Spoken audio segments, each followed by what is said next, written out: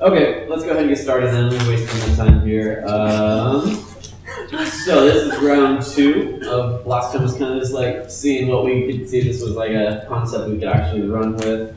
It worked out all right. I have the finished edited video. I'll send it out to you guys when we're done here. But I feel like this is going to be a lot better for those of you that were here last time.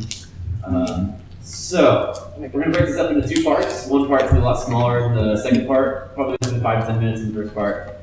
Just kind of get the ball rolling. Figured we could all kind of rant a little bit about gym etiquette.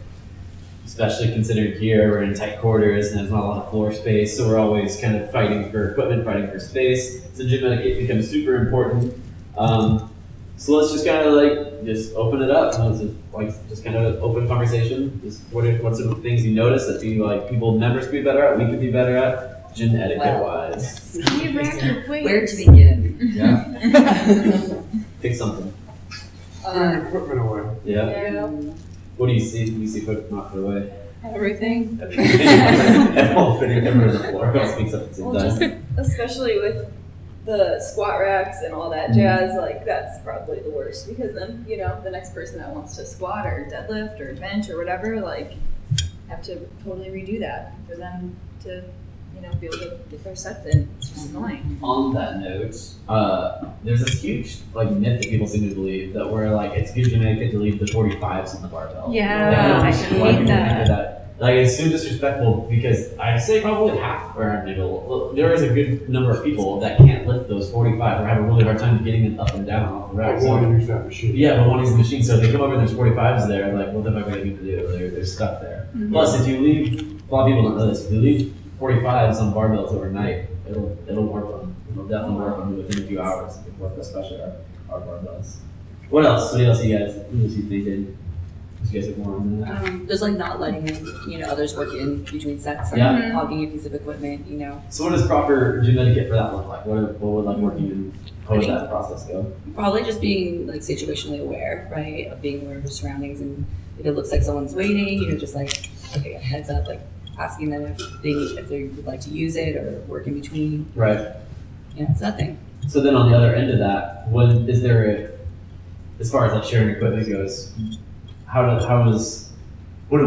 can we do to help members know it's okay to share equipment? Because I know sometimes I've been upstairs using something and I'm oh yeah, we're doing a big circuit, and they interpret that as you can't use this. Mm-hmm. What do you guys have a method you use to say, hey, it's gonna be 2 minutes before you use this again, you're free to use this. Yeah. Do you guys have a method that you I just tell them that. Just tap their shoulder and I say, hey, you could do it if you Pretty want. much what usually happens with me is everyone has their headphones in, so as soon as I point at it, they think, oh, he's using that, and they walk away. That's true. Or And then we get Do a different, signal. And then we get the reviews online that say how the trees took up all the equipment. Mm-hmm. We do, but we have also reviews? are. I think we do at least. I don't know. I guess it's that too. Well, I think it's part of as the people who are the most present at the gym, I think it's our duty to go above and beyond that their stake in it. So I think it's always hey, how's it going? Let us know if you want to work in or if, I'm in your way. Just want to make sure that we're all on the same page. And then you just you lower any perceived, and then they'll feel comfortable to talk to you. Mm-hmm. And vice versa, you're comfortable to talk to them. Do they still teach in onboarding the 4 square rule? Yeah. God, I hate that. How all your stuff should be. You don't like that rule? No, I think maybe 9 squares maybe, but Okay, 4 so is let's make it 9. Yeah, 9's a little more acceptable. 4 squares, you can't even do a kettlebell swing with 4 squares. A body can't lay down Yeah, 4 squares. Think of what it's meant to do. It's just meant to use less space. Yeah. Whether you call it 4 or 9. I guess so. I guess it's arbitrary. It's just hey, we got a crowded gym. Gotcha. But who better to give you a workout in 4 or 9 squares Right. than come up with it on your own? Yeah.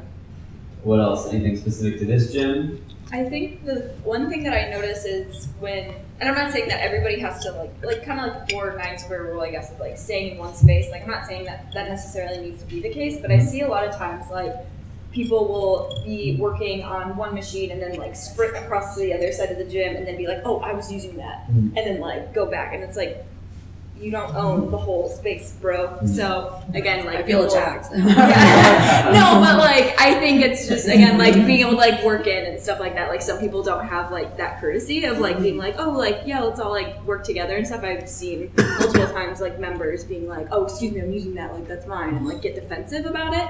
So I think just like kind of trying to like buffer those types of situations is something I see. Or saving machines with towels. Like I'll do multiple laps, like waiting to see if anybody used it, and they don't. So I grab it, and the second I grab it, someone's like, "Yo, I'm using that as my towel." I'm like, "Okay, sorry." Like you're not even on this floor. Yeah. The other thing with that is just because I think it's more this gym specific, the towels are so common and like they have towels all around, it can't really be used that unless it's like folded. Not even then, like it's like it's can't really be used as a marker box. Sometimes like a water bottle is a better way to say something. But, Yeah. towels are left all around so much that you can use it as a marker. So what I'll say when that happens with the towel though is like, oh, I'm sorry, want me to get you a new one? You know, and then again, if you have fuses and then you're like, I'm trying to take your towel, I just didn't know, but I'll get you a new one. Okay. See where they go with that. It's hard to get angry at that. Yeah. You know, and that's, my responses are often, how can I respond so it's, communication happens, but it's hard to get angry. I think my favorite are the groaners. People that are groaning in the gym. There's like one or two of them, especially on Sundays.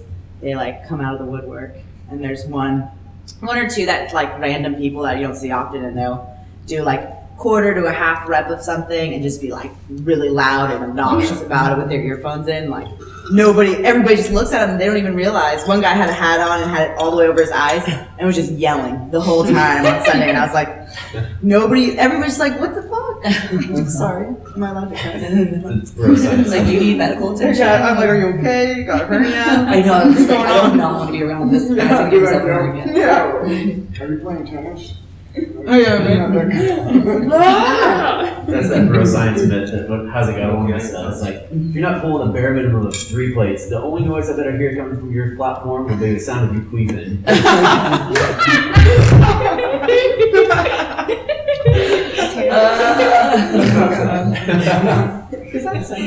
I got a couple more. Big one for this club specifically, just because of the demographic. Walking around and talking on your phone. Oh, Yeah, not really, especially considering the small space that we have here.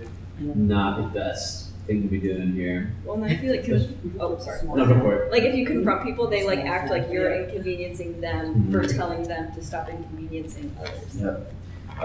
It's also a spatial awareness thing. Like if you're walking around talking on your phone, you're not really paying attention to what you're doing around you, and you could get hurt. Somebody swinging a kettlebell around you or TRX stuff and fall on you. Here's another one I got. Working out near the racks or in the walkway. The walkway is kind of a gray area here because during prime time you can't really not work out in the walkway. But right on top of the kettlebell racks, whether it be actually physically touching it for like dumbbell rows or just standing there doing like lateral raises or shrugs in the mirror and things like that. Like right next to the racks. I always try to get a 2-tile like distance away from the racks when it's possible. That's kind of along the same lines of I think I taught most of you guys how to organize the floor. Same distance I get the benches away from the racks too, so it leaves that walkway there.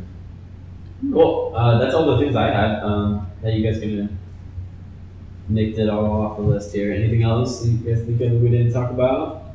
Before we move on to the main event. Yeah.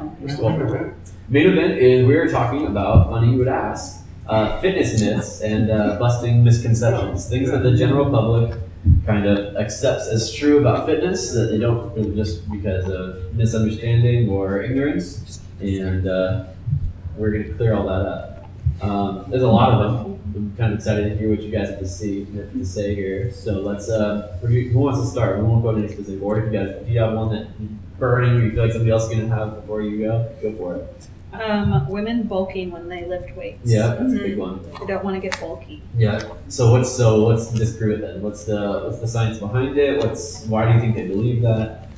It's physiologically not possible because most women with normal hormone levels don't produce enough testosterone to be able to build muscle like a man can. Right. Say it louder for the people in the No. back. With people next to you. All these soul cyclers. So You're listening? So is that pretty much how you would address it with your client? How would you program around that? What do you? For me, with my clients, I just tell them about me. I'm like, I lift over 300 pounds and I do lots of heavy stuff and I'm not bulky. I Right. don't think that I look like a man. If I do, please tell me because I'd be very sad. But yeah, I say, I mean, like, hey, I've been doing this for years and I don't bulk. You guys have any experience with that? And then your clients, I feel like it's a big one. Do you guys handle it pretty similarly? What do you explain it to your clients? What do you do? I resonate different. I mean, you're gonna look like the sport that you train like, you know, so if it's a purely aesthetic thing and you want to look like a runner, Probably you right. know, it's, I'm not gonna say no, but if you want to look like someone who lifts weight, you're gonna see benefits. Now, I think there's a combination of both. So I kind of resonate with them, that I also want to let them know, like, when you work out, you're gonna look good. Like, that's your potential, you know, like. But I also resonate with people who are runners who literally don't. You gotta find that balance. How much movement and how much weight? How much weight can I lift until I get a diminished return on my runs? You know, so that's just to play devil's advocate, because most of the myth from trainers is you can't bulk up. It depends on what your goal is. So. I think it's like an issue also with terminology, right? Like I think a lot of clients, there's a lot of like the general public don't really realize that the term bulky, like in order to become bulky, you have to eat a certain amount, right? And a lot of people don't eat that much on a day-to-day basis. And like, I don't think you eat 5,000 calories a day or anything to get that shape, let alone, I don't think you really could. But, and then also the term tone, right? Those are the two that seem to go together with this whole idea that I don't want to get bulky by lifting weights. But, you know, if you want definition, that's what the muscle is. Like, ideally, you're going to have to lift weights to expose that. Well, and also most people don't work out at the like consistency to be able to bulk up. Yeah. Like most clients we see 2 to 3 times a week. If you want to bulk, you need to be working out 6 days a week. Yeah, working out twice a week is not going to get you bulky. Yeah. And then that's, I don't care what program you're on. Yeah. Twice a week, you're going to be just fine. You're going to be healthy. Yeah. You're going to get you moving better, feeling better, stronger, is more of that. I don't know. I feel like maybe even twice a week might still. It's always view fitness. I think I told a few of the guys this that I view fitness as climbing an icy slope. So there's no such thing as standing still. You're either making a conscious physical effort to move up the hill or you're sliding back. I even feel like 2 times a week, if you're going for an hour a week, I feel like that's still just to spin your wheels, maybe even still slide back a little bit. They're definitely not to worry about getting bulky. On that note, actually, I was thinking about this today. I find that generally the exercises you see, just like the general people doing here, but specifically women that are out there lifting weights, are doing the like bodybuilder type exercises without knowing. But those are like exercises you do when you want to bodybuild: tricep extensions, lateral raises, Very lateral isolated. yeah, and usually in the 8 to 12 rep range too, which is kind of the stereotypical bodybuilder rep range. And then you have them do a deadlift for 5 reps, and like, oh man, this is gonna blow me up. I've dealt with that Yeah, a lot every day. So yeah, it's this huge misconception around like what. Well, actually, you guys, I would like to hear you guys' input on that. Do you feel like the 8 to 12 rep range is kind of what generally, if you're trying to blow up, like physically, size wise, is that usually what you gravitate to? And then what would you consider 1 to 5? What would you consider over 15 for programming's sake? I say 1 to 3 is power. 1 to 3 is power. Yeah, anywhere 3 to 5, 3 to 6 is street strength. Mhm. 6 to 10. No, 6 to 12 would be hypertrophy. Right. Even still across in strength because, and then anything over 12 is going to be endurance. Yeah, I agree. You gotta look at total volume too. Definitely. Yeah. Yeah. Two exercises, because you can sit 3 by 12 and only do like 2 sets of back or something like that if you're doing that type of workout. But if you do 5 by 5, but you do a lot more volume, a lot more exercise, you're gonna, you know, there's certain baby seals that do push-ups and pull-ups. They're huge. Right. You know? Actually, on back to the scale. So we kind of cut that endurance off. What did we say? We said anything over 12, right?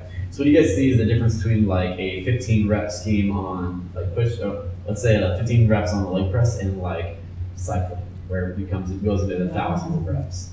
Where is there a spectrum in there that you guys see? I think it depends on just the force that's produced. Yeah. Wait, for what again? So like if you're doing like, for example, a leg press and you do 12 reps, what's the difference between doing 12 reps on a leg press and like 1,000 reps on a bike during like a spin class or something? If the resistance resistance. changes, Yeah. Depends on your resistance on the bike. Yeah. You know, if you do hills and you do light, you're gonna get a different cycling body. And then if you do power sprints, you're gonna just look at the Tour de France. Look at the climbers versus the sprinters. You know, the people who try to win. What's that? I don't know what they look like. Yeah, I mean, there's a big difference in that. You know, there's people who are more geared towards climbing up the hills, and there's guys. That makes sense. So you have the climbers jersey, which is polka dot and red. Then you have people who sprint towards it. If there's not a lot of mountains, then they have a chance to sprint differently. So again, there's so many variables within that variable. Gotcha. I didn't either. Everything good on? Bulking is not necessarily something that will happen.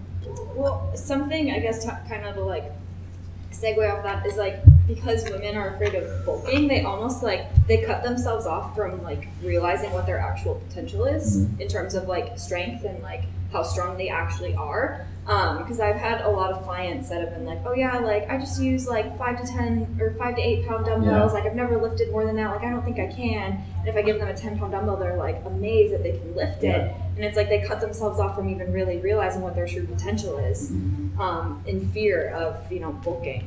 So it's kind of cool to like break past that and let them actually realize what they're capable of. You have a really good thing that you said here.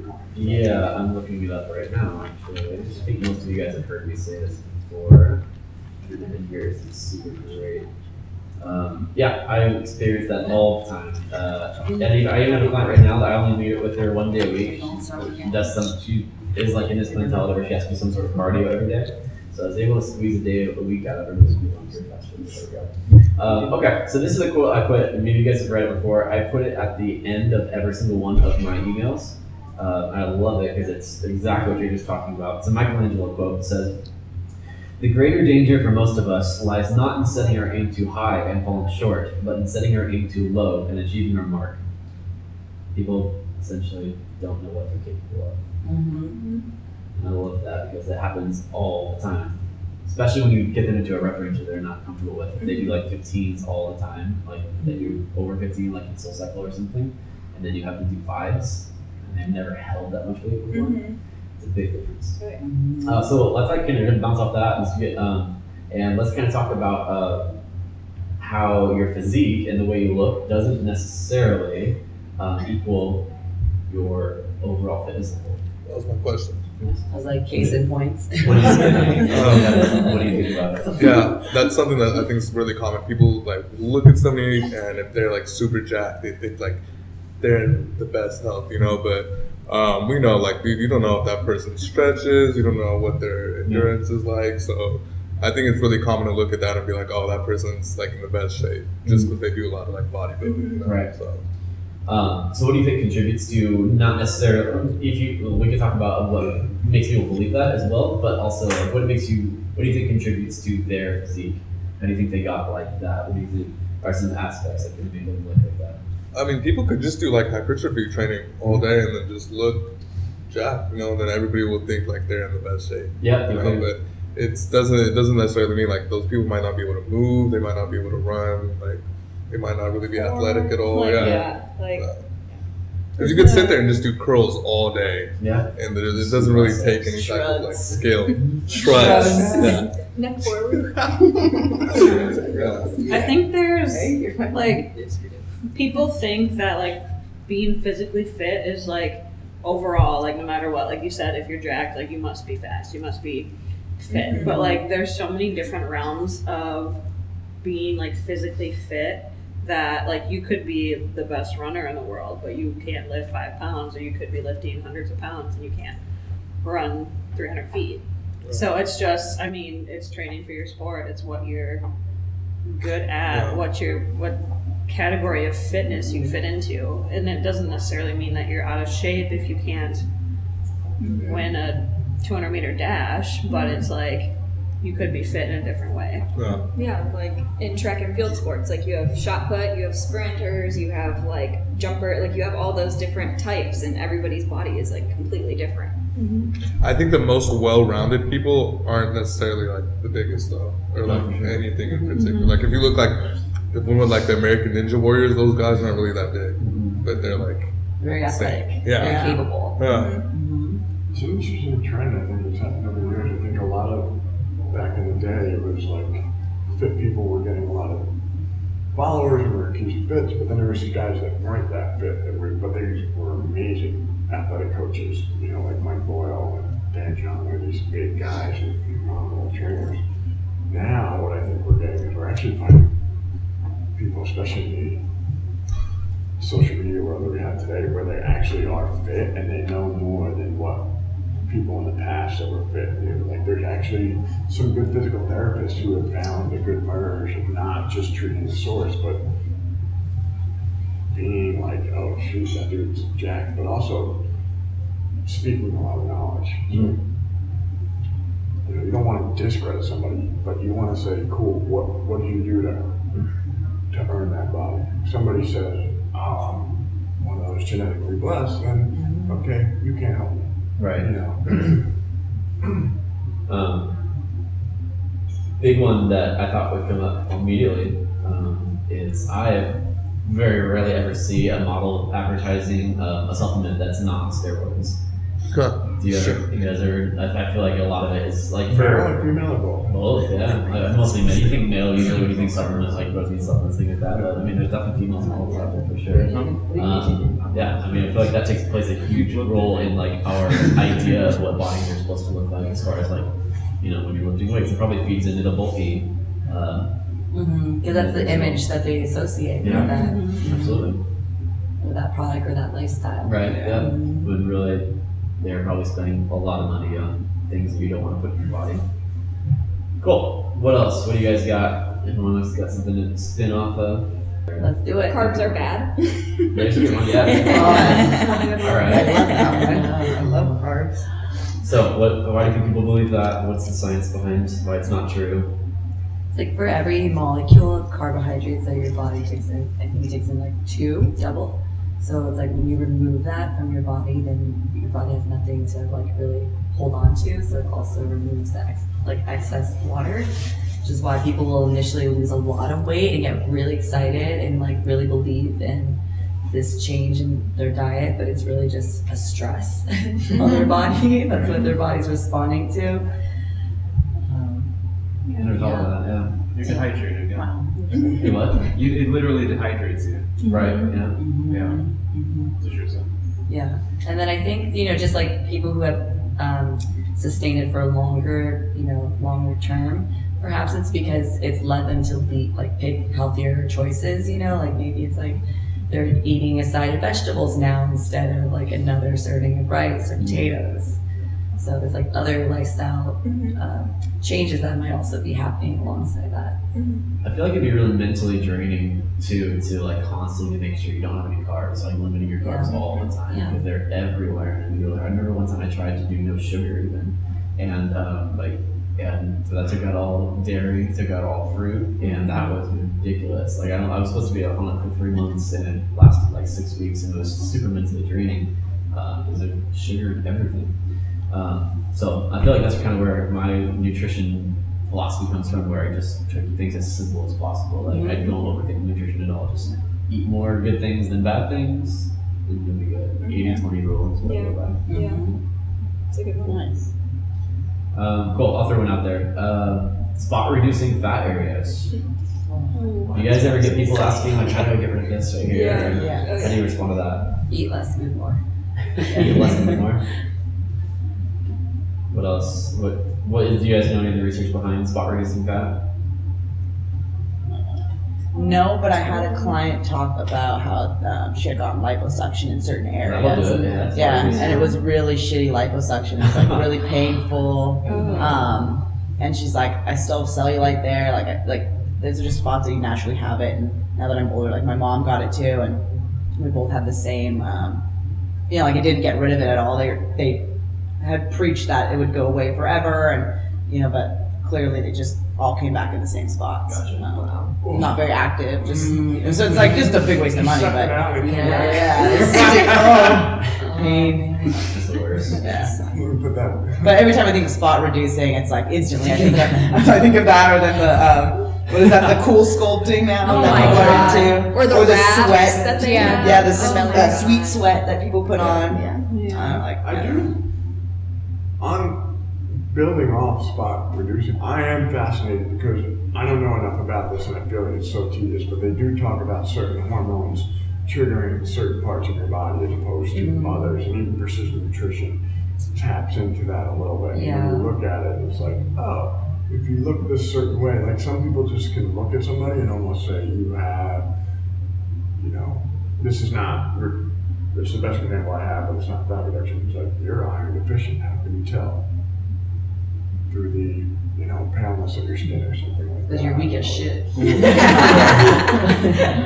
You're not magnetic, you have no but in terms of what I think we're talking about is if I do an exercise here, will I lose fat in that area? I think that's a silly one, but I think the other one is if somebody gains fat in certain parts of your body, is a hormone contributing to that? It's worth looking into. I don't have a full Well, it just answer. depends, though. Yeah. Everybody's so different. Yeah, but I can see it like evolutionarily, like it could serve a purpose because your body's trying to like, if it senses you're in a state of stress or whatever, it tries to like preserve its organs, so like you get visceral fat. And then speaking of fat, like we have like subcutaneous fat is like, it's a layer. So it's not like a specific area that we can like necessarily tap into. When we lose weight, we lose weight overall. Yeah, like kind of like a lizard shedding its skin. It's a pretty gross way of looking at it, but that's what I said. That's the analogy. They shed their skin. Slither right out of it. And when people get liposuction, like, because when you lose weight, like your fat cells, you don't actually, that number doesn't change. Yeah. The fat cells shrink in size. So when people get liposuction, they're physically removing the fat cells. So when they gain weight in like significantly in other areas because that fat would have gone there, but it can't. Science. Well, the other thing is let's deconstruct it. What if you like wanted to gain fat in one area? Could you manipulate it that way? And sometimes people will be like, no, that'd be silly. Well, the same thing goes in reducing fat. Right. Yeah. Like you say. So. I don't know. Mind blown. I know. Yeah, that was good. I want to gain more fat around the outside of my leg. And then it'll just kind of let them know, like, that's how silly your thought is. Right around my big toe, I'd like to gain some fat. Actually, that's a thing. What? Kim Kardashian. I'm so ashamed of like the amount of like knowledge that I have about the Kardashians. But yeah, people can get fat pad injections because if they wear heels a lot, it like wears down. Oh my god. Yeah. Okay. Yeah. Oh Yeah. my gosh. This is what we're putting our money towards for research. So people, if they eat a lot of saturated fats, drink a lot of beer, their fat tends to go around the organs. Like it doesn't even get to the outside. So that's a whole nother like, oh, if you stop drinking and eating fast food, you're going to lose fat in that area because you put that on in that area. But yeah, I mean, that's one thing that's hormonal. Yeah. If you eat a lot, like if you eat like a sumo wrestler, that's going to be much different. But somebody who eats junk, like, they gain right around the organs. So a sumo wrestler is like the almost healthy way to do it. Yeah, and that's also like this. It's scary too because the fat that's around the organs will influence the organ. Yeah. It can cause just so much dysfunction. I typically tell people that you can't spot reduce, like it's not really possible, but like if you're trying to lose weight from your stomach and that's where you have the most fat, like that's where it's going to take from your fat stores is where you store the most. Yeah, that makes sense. It's so simple. Yeah, I know. So it was years ago. I'll see if I can find it and send it to you guys if you're interested. I read this research paper where they found I think it was a group of, I think it was like 100 people. They found they could spot reduce fat. It was one study that did this, and their conclusion was it was so negligible, like the percentage of fat that they were able to spot reduce in a certain area and select that area. It wasn't this money worth it bringing it up because it was such a small little thing. But it's always interesting to think like that we accept this 99.999% is true, which it is, but then we gotta remember it's always the potential for that a little bit. But again, it's not like something that could apply to our clients because I'm sure they had these, if I remember correctly, these were all professional athletes they had doing this. So. Oh, that they had tested? Yeah, that's so that's not even like representative. Yes, That's not like a, that's a terrible sample. I know. I was it's not something. What was their we could apply to significant? our- Not something we could apply to our clients, which is why it's not worth telling them. But it's just And interesting. so if you to- tell them that, then they're gonna be like, oh, Exactly. someone did it, so I can do it. Yeah, and everything's their special snowflake. And that's so. also like their physiology is so dialed in though that it's like, okay, Yeah. I can see how the working tissue is like Yeah. utilizing the near substrate. Yeah. Like that makes a lot of sense. Yeah. I think that's what it is. It's like smart. I'll see if I can find it and send it to you guys if you want. Cool. Talk about that. I pay for my Yeah, vertical stand action. We'll go ahead and get into this one. Here's a really big one. Crunches, sit-ups, and the ab machine burns belly fat. Kind of what we're already talking about here, but I feel like it's a myth in and of itself. That getting on that machine up there, if you got a beer belly, that machine is what you need to be doing. Lots of sit-ups. What do you guys think? Just makes it look fatter because you're not. Yeah, that's You know that machine makes you look fat, right? No, but you're gonna get muscle injury. Yeah. That's so true. Well, you can build muscle without burning fat. Like, yes, muscle burns fat the quickest, but like you could still be eating like crap and doing all the crunches you want. You Right. could be building a good amount of muscle and be strong, but you can still be fat too. Yeah, here's a question to you guys. What do you think that ab machine is good for? Like, who would, if you, what kind of client would you program that ab machine for? Somebody who's got a perfect back, who does a lot of spinal extensions, and wants a six-pack, and wants to track getting stronger in their crunch, where we can take that. Yeah, that's their goal. Yeah. Yeah. Only I that mean, one nobody. person. That's right. Basically. Yeah. Yeah, and that's. Does anyone even know? Does anyone even use that machine with the crunch? No. I see people texting on it. I know that. That's what it's good for. We're gonna text over Well, the it's like a I mean, you're Save sitting anybody from using that by text over. Back when it faced the other way, I was smoking away from my clients. That's about it. Yeah. Oh wait, another gym etiquette. Sorry, when people are using a machine and then they just sit and text when somebody could be working in on the other side. Anyway, I'm sorry. Yeah. Segue. Side note. Sidebar. Anyway, back to the main event. Yep. So let's get into let's talk about what are the abs good for then. If we're not going to use it, like things like the ab machine, if we're not going to do an ab machine, what are they good for? What are the abs made to do? How should we be training instead? Functional movement. They're made to What stabilize does your that body. What's that? They're made to stabilize your body and take the load of your upper body. So the main way we should be working them is to make sure that they're good at stabilizing and staying in that straight, but still being able to move well. Gotcha. So do you train these two things completely separately? The movement of the spine and stabilizing the spine, or? Yeah, they're two different Yeah, movements. it's two different movements. Like Yeah. I don't have people who do planks with like the side things. Right. Because That's kind of what I was getting at. Yeah.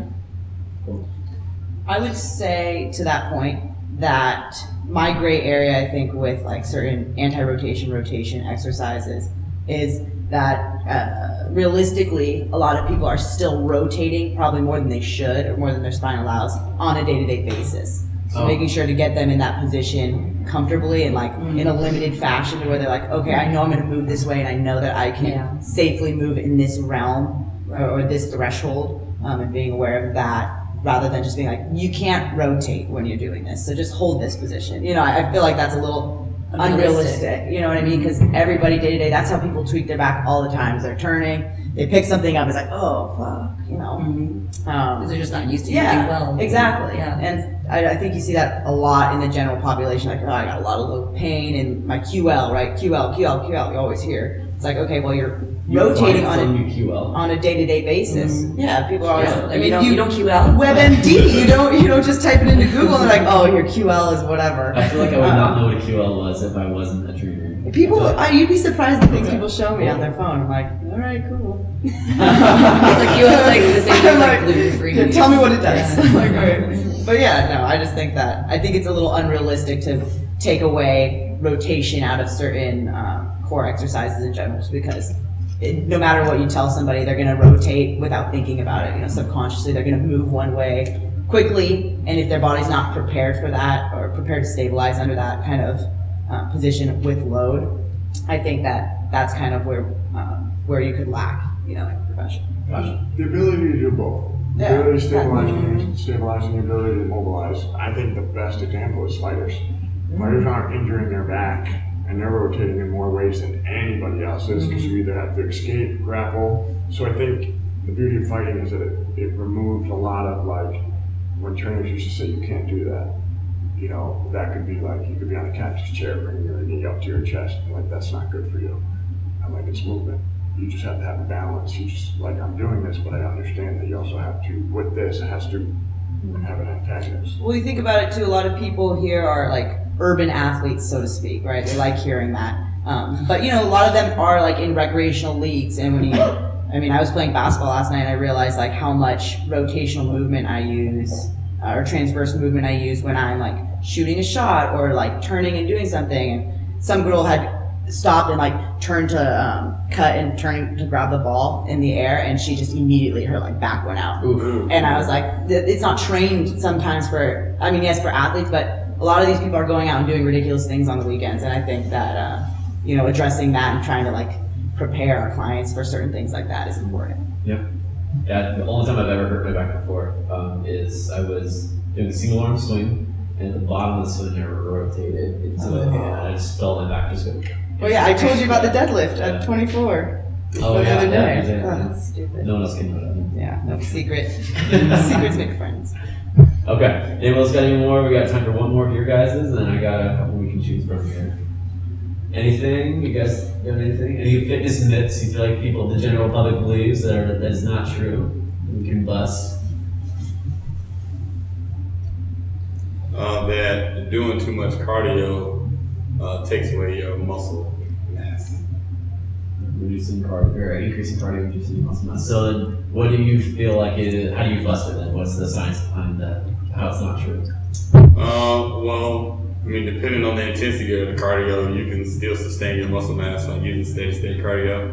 But like, for instance, I had a friend recently who was telling me, actually this morning, he was telling me about a couple of new mechanics that they came out with for hypertrophy training that's going to increase your muscle mass. I was like, wow, you can do that with your cardio. He's like, nah, it's going to take away your muscle mass. Yeah, cardio kills gains. It's like, seriously, Brad? I think it depends on your cardio, because I think you can destroy your muscle mass with cardio. Yeah. Like if you Yeah. train for a marathon and you want to run a 2:13, you're not gonna have any muscle. How much of that is affected by your caloric intake, though? And your, how much It just, of it is depends. training? How much of it is your diet? Yeah.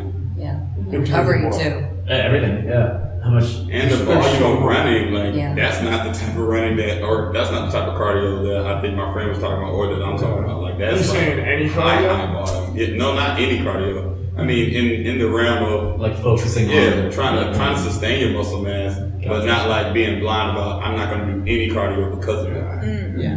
I think that's where I think people who put on muscle mass, what cardio do they usually gravitate to? I think Stairmaster. Yeah. Or zero cardio. Yeah, or like super low, like 3 steps a minute Stairmaster. Yeah. And then I'll make the weights. Walking on the incline, the hands on. Leaning back. If they let go, they fall off.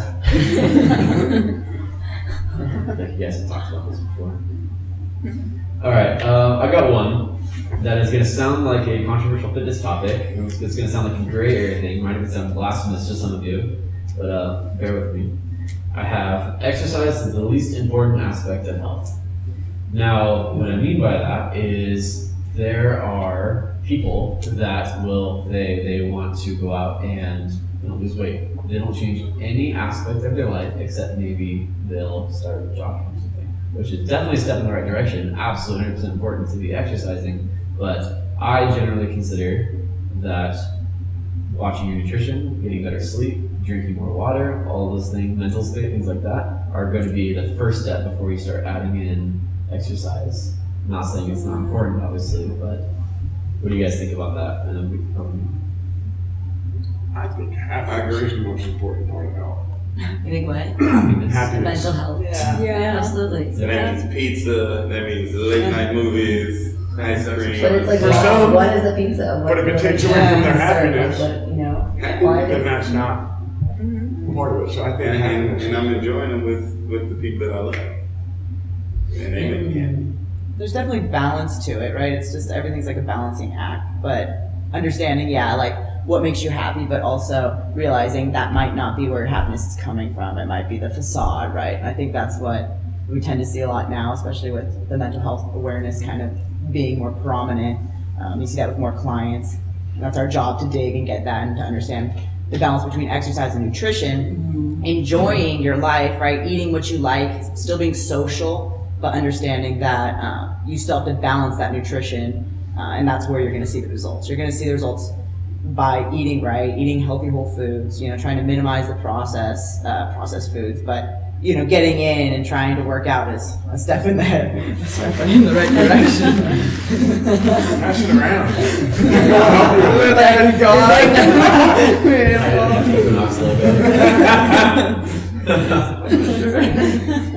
Alright, well, I didn't expect that to be over. We'll do one more here. Okay. I think it's still current. When I was going through my certification, it repeated over and over again that the government guideline has a guideline of 180 minutes of moderate intensity exercise for the average adult. We kind of touched on that in the very beginning when we first started talking. I feel like that's just barely enough to maintain where you're at, especially if you don't already have your nutrition and your hydration and sleep and all that into account. What do you guys think about 180 minutes of moderate intensity exercise for your average American? How many times A week? It just says 180 minutes a week. Oh, yeah, sorry, 180 minutes a week. Yeah, 3 hours. Yeah, 3 hours in a week. I think for a person an average American who is probably sedentary and doesn't exercise, that is a good place to start. And then I feel like that it's kind of like a gateway recommendation, I would say, where, I mean, if you're starting with that and you can already feel better, you're maybe seeing a little bit of results from that kind of makes you want to do more and motivates you. Yeah, it's definitely a spectrum for sure. Like, if you have someone that's like a 400-pound person and going for a 10-minute walk a day, it's going to give you results. They probably sweat from that. Yeah, So. Exactly. It's kind of a lot though, isn't it? 3 hours a week? Like, if you train someone 3 hours a week, they'd be shredded like within months, I don't know. Yeah, 3 times a week. Not all true. Moderate intensity is part of it as well. That doesn't mean like 3 hours of kettlebell swinging straight. I mean, like I said, it would definitely keep them from going backwards, I think, as long as they're taking it seriously. But I don't know if they would. This is from the government? Yeah. That doesn't mean just 3 sessions of the trainer. That means just do 3 hours a week of something. Like, It's too loose of a study in my mind. Exactly. Well, Yeah. how are they getting to that number? Like, what is the science behind that Yeah. number? I'd be curious about It's the that. government. Well, I was a lifestyle coach it's a diabetes prevention lifestyle. Okay. And it's a YMCA initiative. It's a year-long program, and it's basically based on the lifestyle choices, and it's we had discussions, but the 2 objectives were to increase physical activity to 150 minutes a week and to decrease 7% in body fat, and that was specifically through, interestingly enough, tracking fat grams and not carbohydrates. And this, people actually had to be referred to by a doctor, they had to qualify, they had to meet certain criteria for actually being at risk of acquiring diabetes. And the program is effective. It's actually being studied by the CDC, so I think there's some merit to it. I would definitely say, in conjunction with that, the sedentary, regular American, I feel it's a gateway. I mean, my grandma has diabetes, my grandpa has coronary heart disease, and they're both, when we see progress with them, along with, when their diet improves and my grandpa stops drinking beer, it's usually when they go for an hour walk in the morning, and they try to at least get 10,000 steps a day. And it sounds so simple and so almost ridiculous, but just the 10,000 steps a day seems to be a big improvement. I have one client who's late 20s, and she's I just need to hit 10,000 steps a day just so I'm at least moving. I get out of the office and I can get somewhere, because I see her 2 times a week. She sees progress, but she doesn't eat 100% well. She's enjoying her life, which is good for her. But that's the big step for her. She's like, I don't get enough steps in my day. And I think that's, the 180 minutes is kind of just that gateway to that. However you get it done, as long as you're getting it done. Right. Yeah. I've had weight loss clients where I like prescribe them like every day you need to hit like 10,000 steps a day, and there's so many people that come back to me like, that's hard. Like I sit at a desk all day, like I don't know how to do that. I'm hitting maybe 3, and I'm like, just 3 steps. well, It's not even balanced. It's just floating on one leg. I stayed in bed all day. But like some people, it's hard for them to even get 3,000 steps in a day. That's gonna be Like the intro when you snored. But I mean, some people like fitness has been a big thing only for the last 15, 20 years. So people who didn't grow up with fitness being popular, like they don't know Being a necessity. exactly. Yeah. They don't know how to even get 10,000 steps in a day. Cool. We're good here. Unless anybody has any closing remarks or anything. Next time when we do this, I'll get you guys a date when we do this again. The topic's going to be what it means to be a fitness professional. Emphasis on the professional. My plan is I want to see if we can get Danny in here and guest with us when we do that. Like he will have some ideas. Serious questions. Yeah. And I'm like, I will not be in Like, I have things to do that day. He's going to re-interview all of you for your jobs.